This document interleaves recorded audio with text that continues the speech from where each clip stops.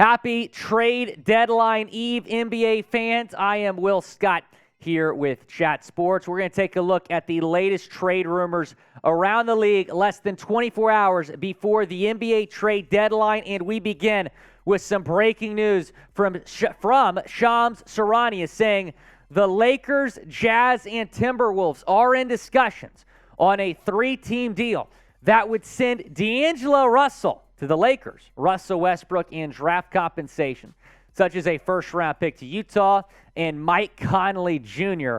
to Minnesota. Sources tell me and T. Jones on the NBA. Wild trade rumors here. It's not official yet, but it certainly looks like there's momentum toward getting this deal done, and it would send D'Angelo Russell back to L.A. Of course, he was drafted second overall by the Lake Show in 2015 and played his first 2 NBA seasons in Los Angeles. Now, the 3-team deal would send Mike Conley to Minnesota, Russell Westbrook to Utah, where he would probably get bought out and then could sign with maybe a team like the Miami Heat that had been linked to him.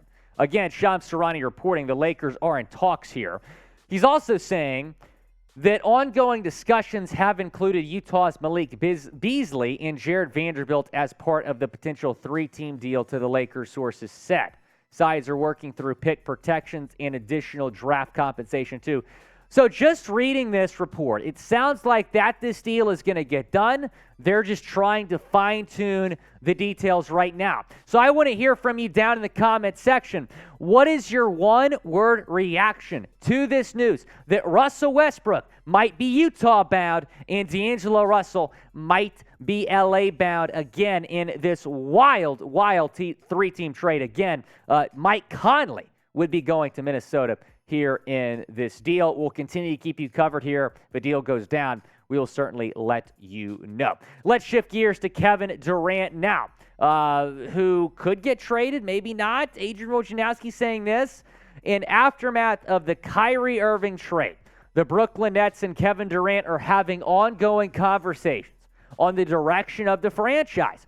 But organization has thus far told inquiring teams they're not planning to trade him before Thursday's deadline. Kevin Durant, top 5, top 10 player. It's not often that those guys are on the trade market, averaging nearly 30 points per game this year, shooting over 55% from the floor.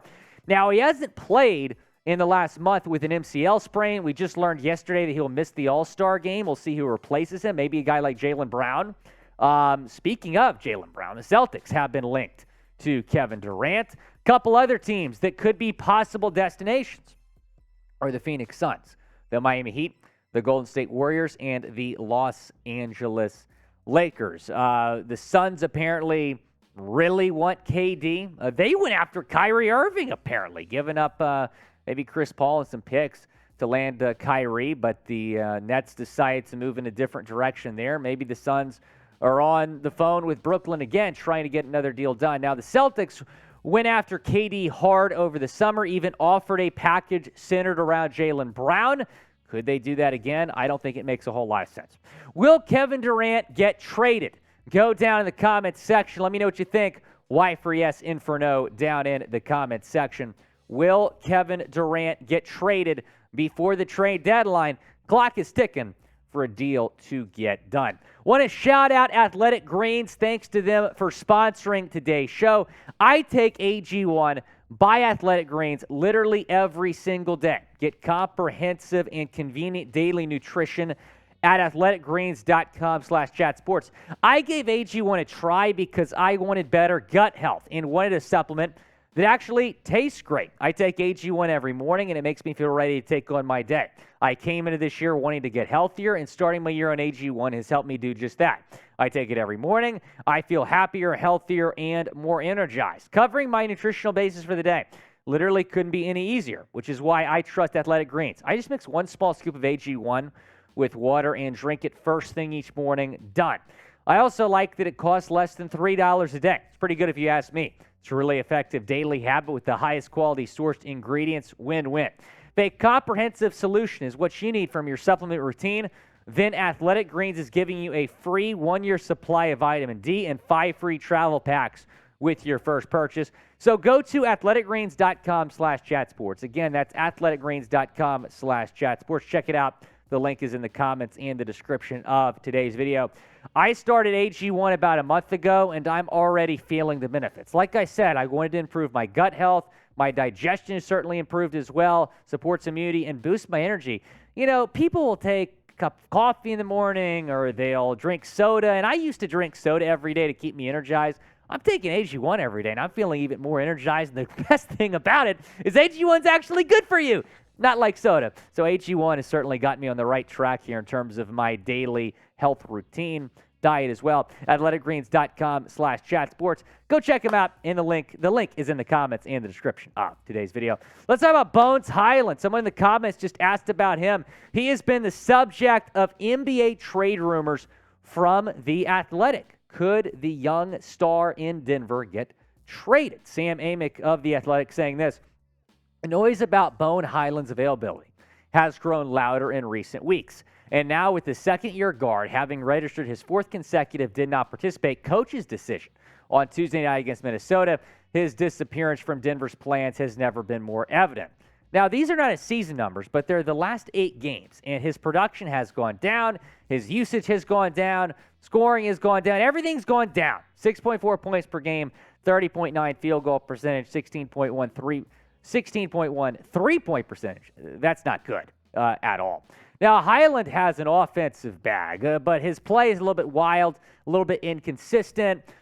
Denver doesn't really need him. They're first in the West, even though he hasn't had a big role as of late, so it might make some sense for both sides to move on. He has all the potential in the world, just his second year in the league.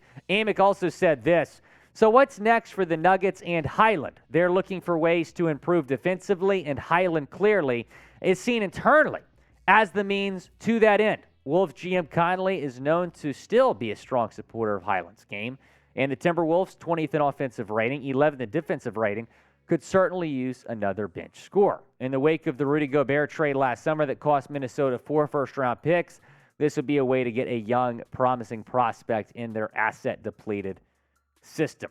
Before we get into more trade rumors, we're going to go over a lot of different teams. Shout out your favorite team down in the comment section. Which team are you supporting, and will they make a move? Let me know your thoughts down in the comment section.